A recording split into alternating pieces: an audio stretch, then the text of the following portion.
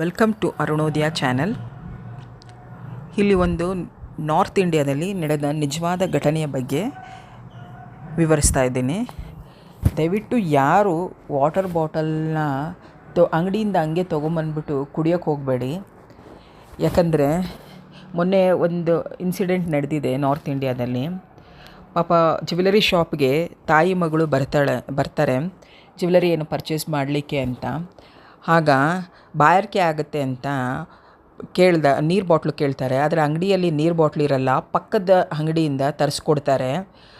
ಅವರು ನಾವು ಯೂಶ್ವಲಿ ಏನು ಮಾಡ್ತೀವಿ, ಬಾಟ್ಲ್ ಓಪನ್ ಮಾಡಿ ಹಾಗೆ ನೀರು ಕುಡಿಯೋಕ್ಕೆ ಹೋಗ್ತೀವಿ. ಅದೇನಾಯಿತು, ಬಾಟ್ಲಲ್ಲಿ ಓಪನ್ ಮಾಡಿ ನೀರು ಕುಡ್ದಿದ್ದಾಳೆ ಆ ಹುಡುಗಿ. ಅದು ಆ್ಯಕ್ಚುಲಿ ನೀರು ಬಾಟ್ಲಲ್ಲಿ ಇರೋದು ಆ್ಯಸಿಡ್ಡು. ಅದು ನೀರು ಬಾಯಿಗೆ ಹಾಕ್ಕೊಂಡಿದ್ದ ತಕ್ಷಣ ಉರಿಯೋಕ್ಕೆ ಶುರು ಆಗಿದೆ ಅವಳಿಗೆ. ಪೂರ್ತಿ ಗಂಟಲೆಲ್ಲ ಸುಟ್ಟೋಗೋ ಥರ ಆಗಿದೆ. ಸೊ ಅವಳನ್ನ ಕರ್ಕೊಂಡೋಗಿ ಇಮಿಡಿಯೇಟ್ ಶಾಪ್ಕೀಪರ್ ಹೋಗಿ ಹಾಸ್ಪಿಟ್ಲಲ್ಲಿ ಅಡ್ಮಿಟ್ ಮಾಡಿದ್ದಾರೆ. ಬಟ್ ಅಲ್ಲಿ ಪರ್ಚೇಸ್ ಮಾಡಿದವ್ರನ್ನ ಕೇಳಿದಾಗ ಇದು ಪ್ಯಾಕೇಜಲ್ಲಿ ಬಂತು, ಸೊ ಹಾಗಾಗಿ ನಾವೇನು ಮಾಡೋದಕ್ಕಾಗೋದಿಲ್ಲ ಅಂತ ಹೇಳಿದ್ದಾರೆ.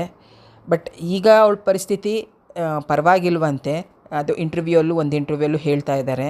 ಬಟ್ ಯಾರೇ ಆಗಲಿ ದಯವಿಟ್ಟು ಒಂದು ವಾಟರ್ ಬಾಟಲ್ಲು ತೊಗೊಂಡಾಗ ಸ್ವಲ್ಪ ನೀರನ್ನು ಆಚೆ ಹಾಕಿ ನೋಡಿ. ಅದು ಬೈ ಚಾನ್ಸ್ ಏನಾದ್ರು ಉರಿಯುತ್ತೋ, ಇದು ಪೇಪರ್ ಮೇಲೋ ಇದ್ರ ಮೇಲೆ ಹಾಕಿ ನೋಡಿ, ಆಮೇಲೆ ನೀವು ನೀರನ್ನ ಕುಡೀರಿ. ಇಲ್ಲ ಅಂದರೆ ಮುಂಜಾಗ್ರತೆ ವಹಿಸಲಿಲ್ಲ ಅಂದರೆ ಈ ಥರ ಆದರೆ ಏನು ಮಾಡೋಕ್ಕಾಗತ್ತೆ? ಲೈಫ್ ಪ್ರಶ್ನೆ ಅಲ್ವಾ? ದಯವಿಟ್ಟು ಈ ಎಚ್ಚರಿಕೆ ಒಂದು ಇರಲಿ, ಎಲ್ಲರಿಗೂ ಇರಲಿ. ವಾಟರ್ ಬಾಟ್ಲು ನಾವು ಪರ್ಚೇಸ್ ಮಾಡಿದ ಮೇಲೆ ದಯವಿಟ್ಟು ಒಂದು ಹನಿನ ಅಥವಾ ಒಂದೆರಡು ಡ್ರಾಪ್ ಅಥವಾ ಒಂದೆರಡು ಇದನ್ನು ಆಚೆ ಹಾಕ್ಬಿಟ್ಟು ಪರೀಕ್ಷಿಸ್ಬಿಟ್ಟು ಆಮೇಲೆ ನೀವು ನೀರನ್ನ ಬಾಯಿಗೆ ಹಾಕ್ಕೊಳ್ಳಿ. ನೋಡಿ, ಕಾಲ ಹೆಂಗೆ ಬಂದುಬಿಟ್ಟಿದೆ ಅಂದರೆ ನೀರು ಕುಡಿಯೋಕ್ಕೆ ಕೂಡ ಯೋಚನೆ ಮಾಡಬೇಕು, ಆ ಥರ ಬಂದುಬಿಟ್ಟಿದೆ ಕಾಲ. ನಮ್ಮ ಆರೋಗ್ಯ ನಮ್ಮ ಕೈಯಲ್ಲಿರಬೇಕು, ಏನೂ ಮಾಡೋದಕ್ಕಾಗಲ್ಲ. ಎಲ್ಲ ಟೈಮು ಆ ಥರನೇ ಇರುತ್ತೆ ಅಂತ ಹೇಳೋದಕ್ಕಾಗೋದಿಲ್ಲ. ಒಂದೊಂದು ಇನ್ಸಿಡೆಂಟ್ ಹಿಂಗೆ ನಡೆದು ಬಿಡುತ್ತೆ. ದಯವಿಟ್ಟು ನಮ್ಮ ಎಚ್ಚರಿಕೆಯಲ್ಲಿ ನಾವು ಇರೋಣ.